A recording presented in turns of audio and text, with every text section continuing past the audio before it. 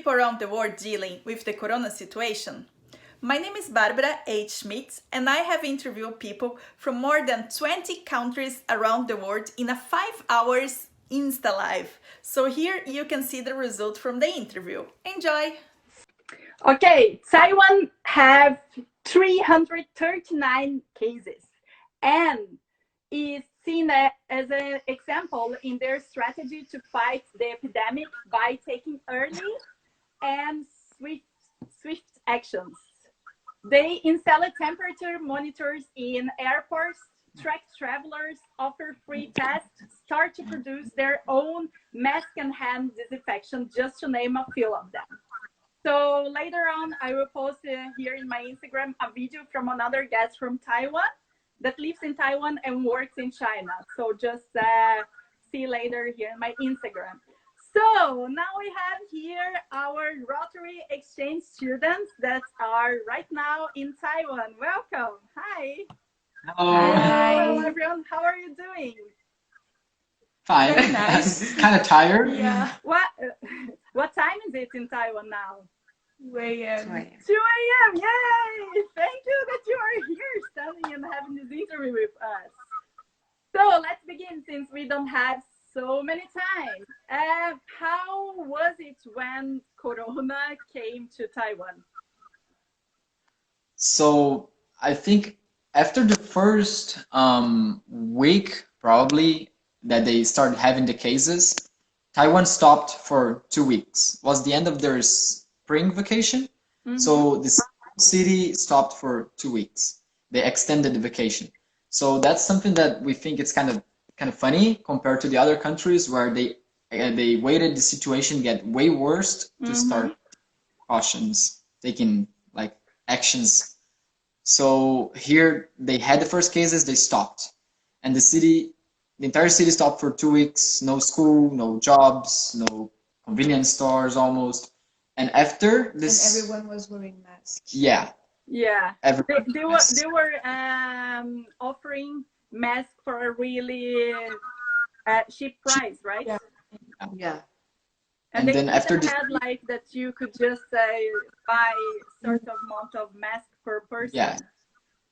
It's every ID you can go once per week in a pharmacy and buy 2 masks per people. Yeah. Now it's 3, and they are like that by the time passing, it's improving the amount that you can go and get. So that way they can control and make sure like everybody is going to have masks. It's really good. Nick. Okay. And after like the 2 weeks of stopping, the city when it came back was all prepared to receive the crisis. So every establishment that is like indoors had people measuring your temperature. If you are coughing, you cannot enter without a mask. So they were prepared to receive the crisis. Oh yes. So how was it to be far away from your home country in this pandemic time?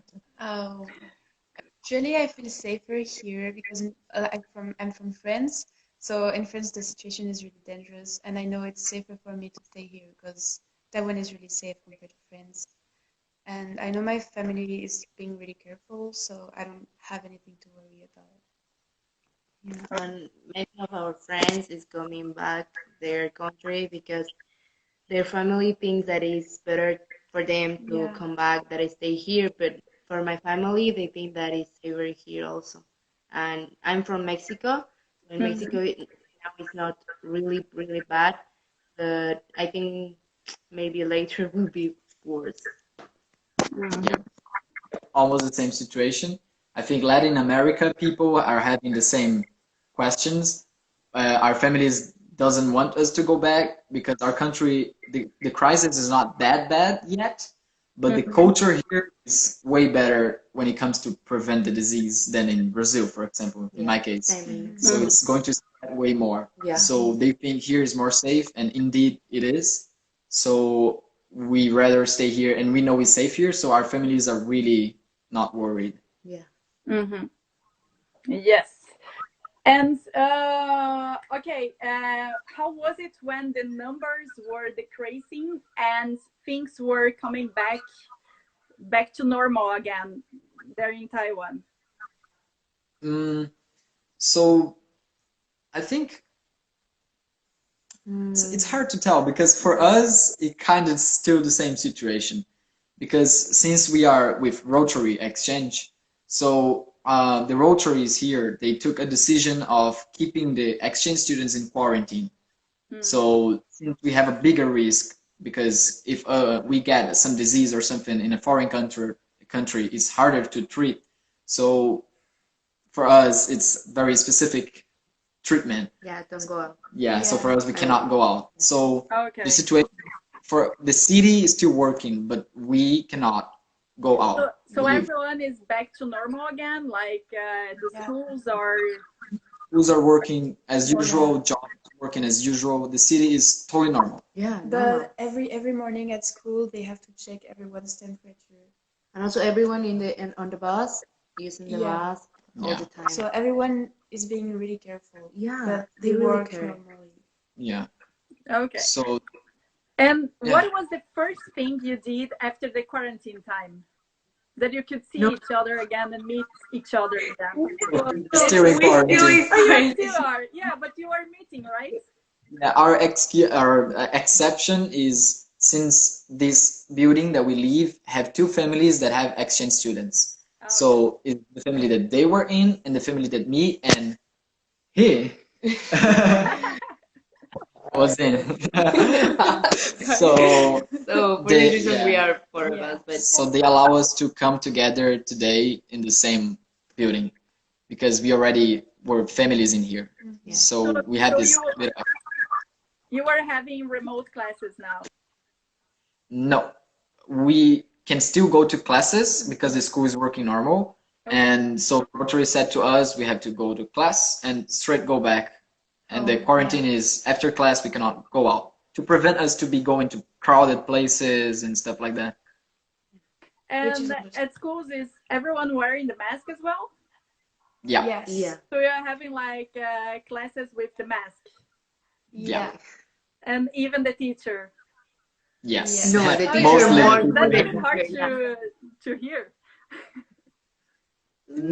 They have, have a, like- microphones. Yeah, they have Yeah. microphones. Oh, really? every class. Always. Okay, that was really smart.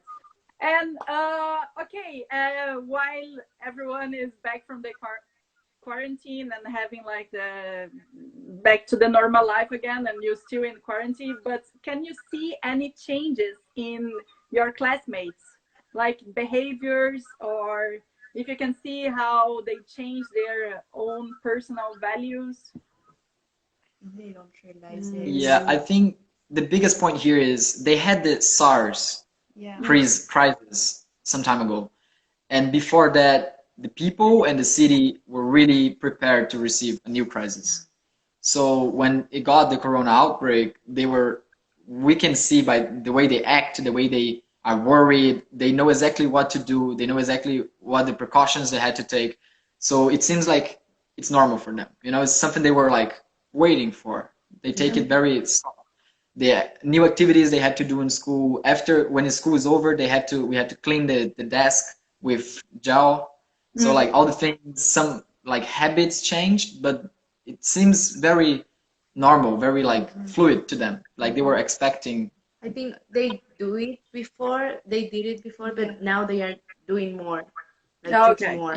Mm-hmm. It's already their culture. Now they have soap in the toilets. Oh yeah. Sorry, but in Taiwan they never use soap, and since the corona, they're really careful with this. So it's kind of good for us now. Yeah. And while your country is an example on fighting this corona situation, this coronavirus, do you have any advice to the other countries what they can do, what they can improve? Like not in country aspect, but in individuals. Yeah. Well, I think like take the things serious because that's like the problem sometimes that they think, oh, maybe it's fake, maybe it's not that a big problem. Maybe it's like not that much. So for this reason, they get into much cases because they don't really think that it was a big problem. So I think like take it serious is one of the things that we should do. Yeah. I also think the biggest thing that makes a difference in here is that their culture, it's already use mask, it's already get like this always everything clean. So their culture, And it's they never hug each other. yeah, they don't hug, they don't have that much affection as Latin American people. So for them, the culture is already like in favor of like dealing with the disease. But in other countries, it's harder because of affection. They're not used to wearing the masks or having this hygiene. So sometimes the people in the other countries, they will think, oh, it's weird to wear a mask. Oh, it's weird to change these habits to have more precaution.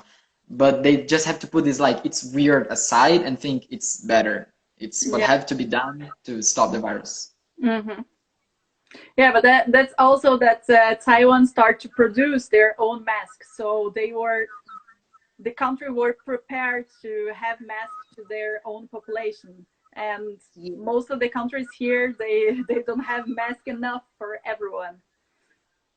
So that's one other thing as well. So I have to go to the next country because we have many countries. You have a last word you would like to say to all of us? The classic, stay at home. Be careful and like try to keep your family safe, because even if you got the corona and you feel you're safe because you're young, maybe you can give the sickness to your family. And so even if you are safe, maybe some other close of you are not. So be careful to everyone around you, not only you. Yes, and I got some question here. That's from Paulo. This situation is under control now or still growing, and still restrictions? Now they have restrictions on airplanes, so foreigners cannot go in anymore. But many still can go out if there is plane, of course, which is very hard to find. But the situation here, I think it's kind of like Stable. yeah, stable, of course, gradually like increasing cases by cases. But most of the cases we have here, like it's already few of them, but most of them are just people that were outside and came back. So they were with the virus. So they were diagnosed directly on like airport and took in isolation. So most of the cases. And they still track those people, right?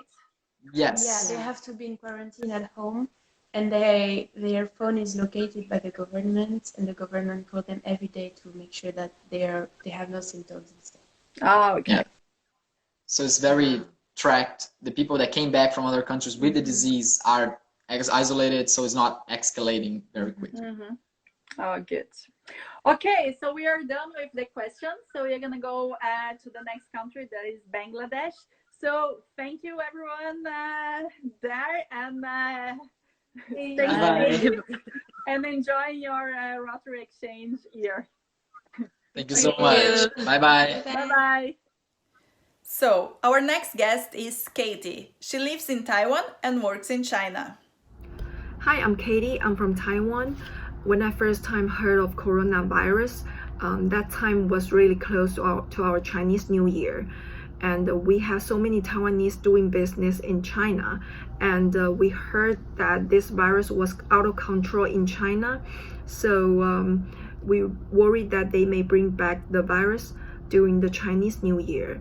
So our government set up the Central Epidemic Command Center on January 20th to try to protect our people.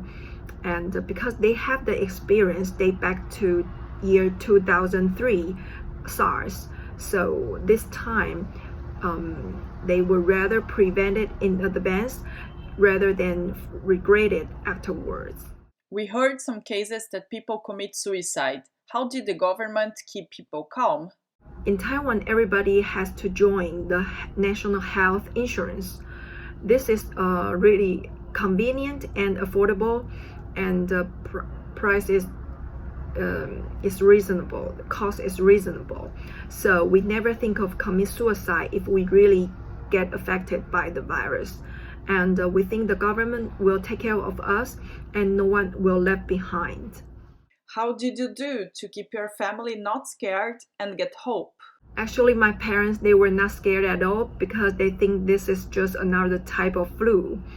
However, the command center, they continuously give us the correct information that this is not just a flu, this is the coronavirus, and it may damage your lungs, and they give us the symptoms of it, and we start getting the correct information for it. How was the kids reacting to what was happening? Kids don't really know what's going on. My daughter, she is 4 years old. Besides the lunchtime and snack time, she has to wear the mask in the kindergarten. And the teacher teach them there are a lot of virus now, and they have to wash hands very often, wear mask, and sanitize their table, chairs, and their belongings every day. What was the biggest challenge during that time? The biggest challenge for me is the mentality pressure, because every day you heard the increasing deaths and increasing cases, and you don't know when will it end, when will it come to the end. Were people helping each other? In what way? In Taiwan, so many engineers and companies help to produce the mask. They cooperate with each other and to create 92 production line in just 2 months.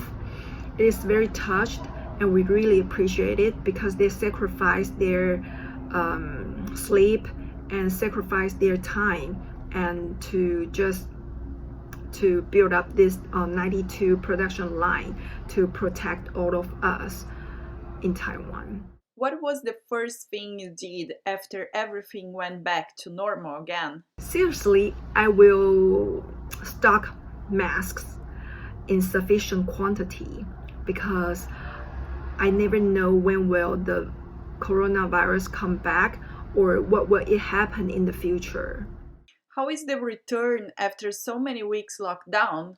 In Taiwan, we don't have the quarantine so far, so I cannot tell what will happen. What did you take with you after all you went through? It is important to develop your immune system, get more sleep, and do more exercise, and balance your diet. This is the most important thing that you can fight with the virus at the beginning. How is the country preparing if the coronavirus come back again? I think our government had prepared this time because we had been through SARS before. So this time, I think they do a really great job. Do you have any advice to the other countries that are dealing with the corona? Put on mask, wash your hands very often, and avoid the crowds. Thank you everyone that participated in those interviews. See you soon and bye bye.